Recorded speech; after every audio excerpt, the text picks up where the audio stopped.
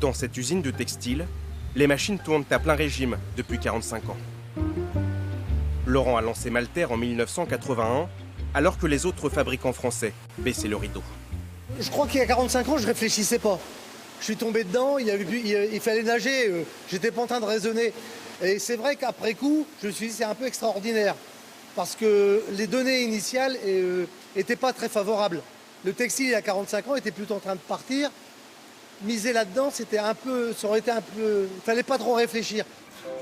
Si Malter existe encore aujourd'hui dans un secteur sinistré, notamment dans la région, l'entreprise le doit à sa capacité d'innovation sur des marchés de niche, comme ici, ces tapis d'escrime.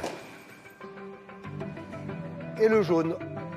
L'entreprise de 12 salariés réussit même l'exploit d'exporter des bandes de cirque utilisées pour les voltiges partout sur la planète. On produit ici des textiles qu'on vend dans le monde entier et notamment en Chine. Ça s'invente pas, ça. Ça s'invente pas, mais ça se vit. C'est quand même assez satisfaisant à une époque où on se dit qu'on se fait damer le pion par les Chinois de tous les côtés. Voilà, nous on vend du tissu en Chine, c'est quand même pas mal. Désormais, Malter veut développer sa production de lin.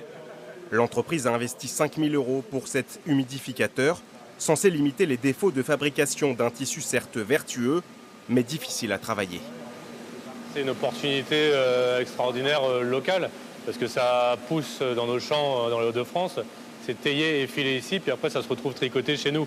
Et donc c'est un projet qu'on étudie depuis maintenant 2 ans, où c'est tout un réapprentissage, et notamment le lin tricoté, c'est vraiment une innovation. Après 45 ans d'activité, Laurent s'apprête à passer la main. Avec sa femme, ils partiront tous deux à la retraite l'année prochaine. Quand je regarde dans le rétroviseur, je vois un sacré parcours, une belle aventure.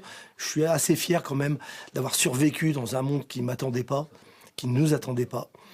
Et ouais, passer le relais, c'est cette image que j'ai, passer le témoin et le voir continuer à avancer, c'est une belle image. Ouais.